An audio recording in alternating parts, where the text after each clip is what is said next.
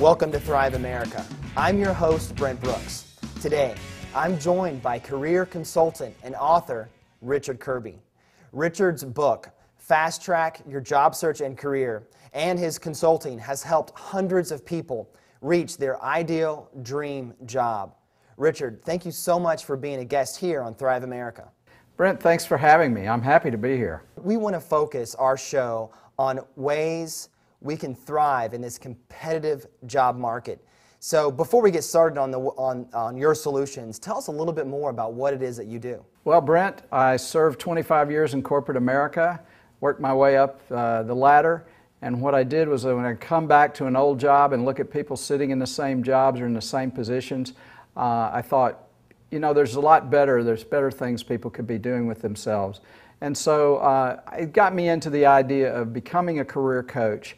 What I love to do is help people figure out what they want to do and go get it. Richard, your first point is build and maintain a superior attitude.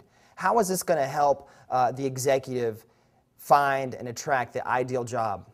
Many people have a good attitude or they have some self-confidence. It's important to focus energy into building a better attitude and more self-confidence.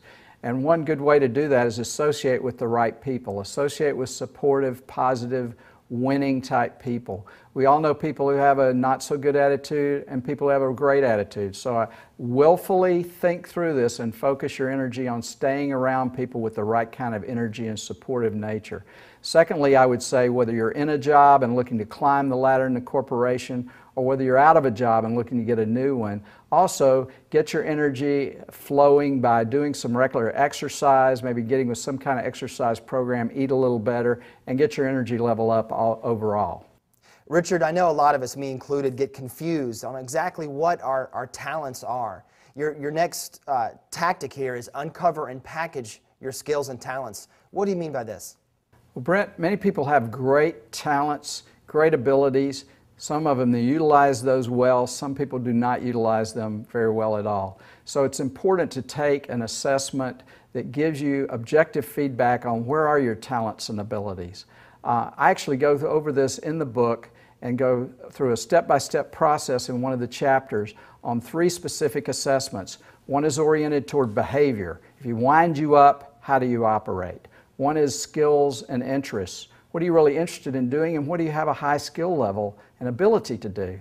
And the third assessment I suggest to people is a motivations assessment. You may be interested in something, but frankly, will you get off the sofa and go do it and do what's required to be successful in that area? So these are 3 ways of looking at your interests, skills, abilities, motivations, and kind of wrapping that up in a process that's explained in the book. For the executive looking for their ideal job, your next talking point is have laser focus on your career target. Well, I think it's important that you have a good attitude, that you have a good self-confidence and all of that, and it's also good that you know your talents. But the third step in the process is really looking at where do you want to sell those talents. So it's important for people to do some informational research on companies that are in markets that they're interested in. If you think about it, if you're going on a career cruise, when you sign up with a company and get a job or move into a new organization, the cruise director is your boss. And you're going to be on that cruise for quite a while. So it's important to make an intelligent decision before you go forward with that job decision. So a good way to find out about the culture of the company, what the boss is like before you interview and particularly before you select a new job is to go on LinkedIn, which is a social media tool on the web. It's free. Do some research, do some searches and find people who've been in those companies and call them or email them and ask them, what's the boss like, what's the company like, and really know what you're buying before you go and take a new job. Richard, I know there's a lot of traditional ways to apply for a job and to get a job, but here you may have something different to share with us, which is step out of the herd. What do you mean by this? Well, what it means to me is that in Internet 1.0, people ran to the Internet, they tweaked their resumes, they started blasting them all over the place on job boards, and you have these tens of thousands of people searching for jobs that way. It worked in the beginning. Now we're in the era of Internet 2.0 or 3.0, and that type of approach really is not a good strategy today to find the next job you want that you're really going to love. Best way to get to a job today is really to network. Let me give you an example. how I made my first job change, which was pretty radical. I was an engineer out of school. I was in my first engineering job. I got a second engineering job, and frankly, I was getting burnt out. I wanted to work with people instead of computers and numbers. So what I did was I found a person in the HR department who was the person running a particular organization, in this case, the training center. And I got networked and introduced to that person. I went in and sold them on the value I had that, hey, I'm a trained engineer. I can come in and be your trainer to train new engineers. So I bridged my talents and abilities and knowledge into a new position in a totally different department. And that's how I basically escaped from engineering into human resources, which is a very unusual job change. All right, Richard, your final principle here is discover a mentor.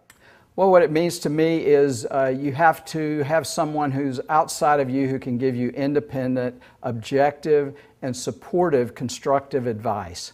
So some people come to me, executives and mid-level managers who are looking to take their career to a new level, and they pay me. That's my job, that's my business.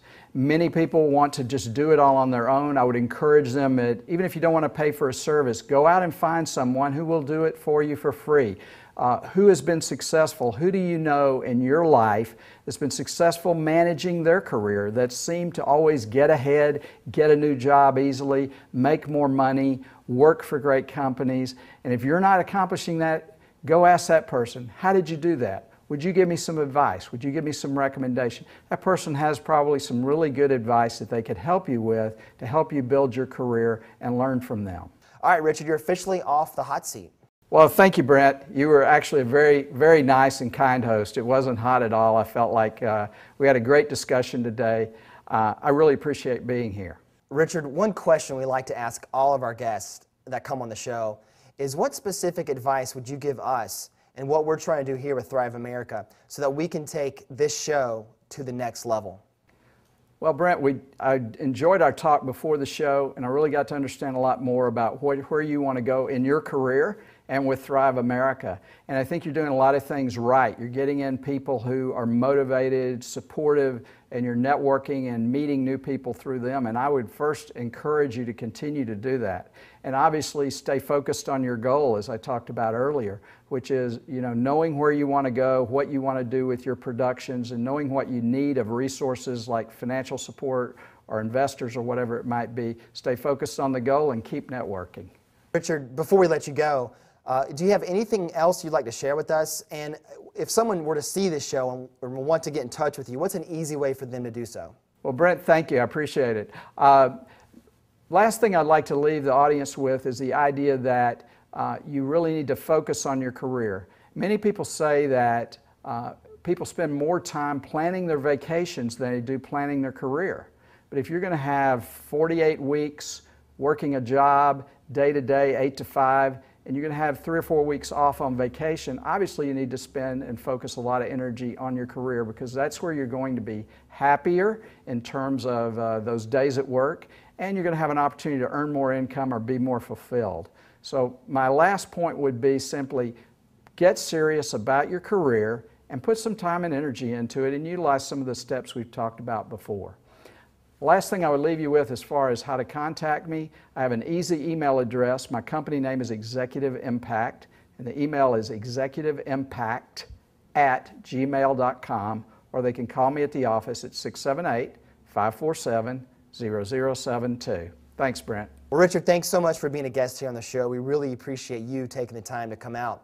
And for those of you at home, definitely check out Richard's book, Fast Track Your Job Search and Career. And we'll see you next time here on Thrive America.